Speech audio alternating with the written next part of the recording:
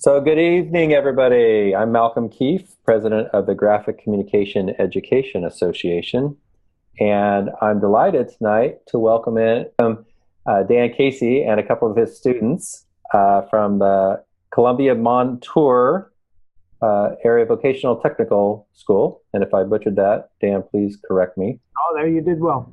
All right, great. Again, Columbia Montour. We're the Rams. Our web page is www.cmvt.us.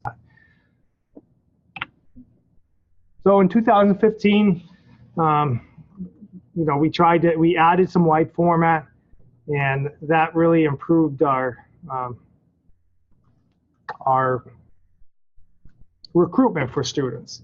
We got into wraps. We wrapped almost everything we can find. We customized desks.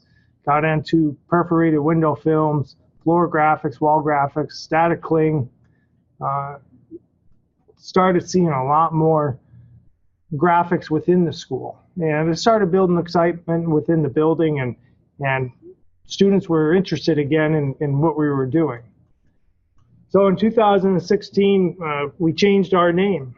We went from a printing technology program to a printing and graphic communications program. We scaled back most of the press operations. We still teach introductory level press operations. Most of our work now is being done on digital color copiers. Again, we expanded to more PCs, more workstations. Most of the work that we're doing now is certainly in layout and design and wide format. The concept now is that instead of print is dead, now it's that print has changed. Now this material, once it's laid on the water, it should be sitting on the water to hydrate for about 60 seconds. This particular one, not quite 60 seconds, but it needs that material, the PVA material needs to absorb the water on there of what's going on. It's pretty neat to see this. Once you spray that activator on there, you can really see that PVA material really start to dissolve.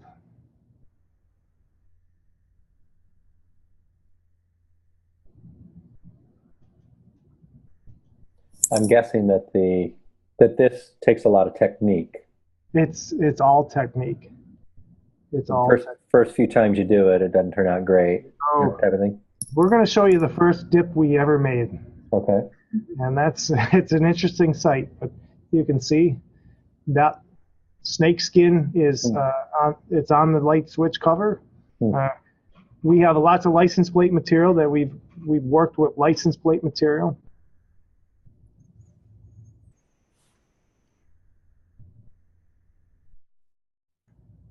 Again, you can see the PVA. It's starting to hydrate, and once you spray that activator on there, that helps dissolve some of that PVA and makes that ink more tacky.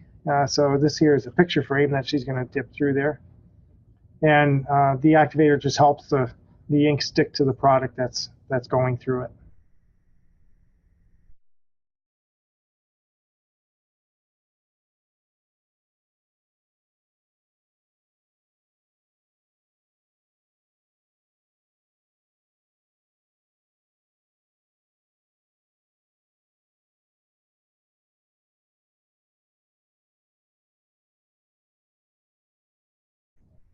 Okay, the items to be passed through the ink layer, the surface tension of the water forces the ink around the three-dimensional product. So, when you're doing round items, I know when we did the softball bats, that surface tension of the water just forced that ink around the top edge of that softball bat.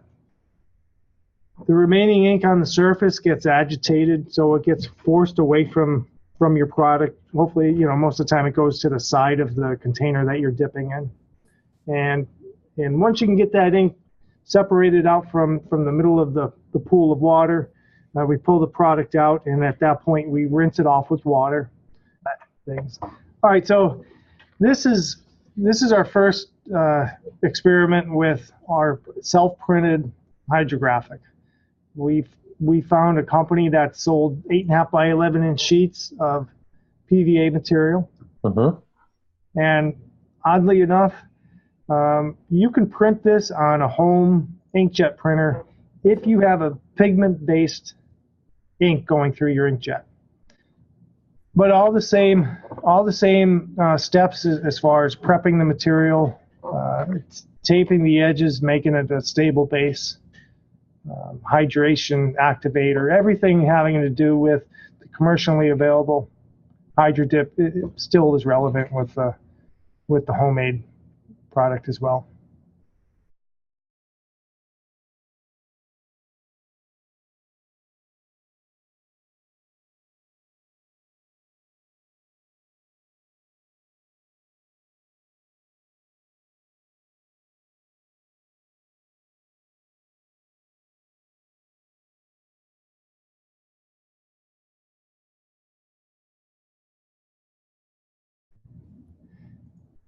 Wow, fantastic. So you can see the skyline in there. Okay, so as I had mentioned, we talked about the dye-based and the pigment-based ink. Depending on what model printer you have, they may have different indicators, which one's pigment-based, which one's dye-based. But for the Canon, the PGs are the indicators that you're looking for when you do the dip. With computational hydrographics, they're doing some really neat things where they're taking into account distortion before anything is dipped. So they're printing their hydrographic with all the proper distortions needed to conform around unique 3D objects and have the pattern come out in a reasonably realistic way. Yeah, cool. Neat material to work with. Storage on this is really important on the material that you're going to print at home. I do have the material, the commercially available material. This stuff is much easier to work with. It is not stable by any means, so the taping of the edge is real important. Sure. And then, as Alyssa Barter said, you could scrape that material to find out which is the base. We had an opportunity to work with our auto mechanics and auto body programs, and they supplied us with some rims. We've done coffee cups, popsicle sticks, light switches. It was the box that was the first one. Here's my famous box. Oh, there it is. First one. I'll probably never get rid of that one. But here's another one I wanted to point out. The license plate that we did without any primer.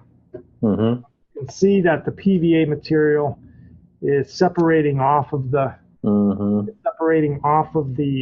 license plate. So the preparation and the primering is really important in getting a good quality product. Now we can contrast that with the license plate that our auto body program painted with the plasticizer.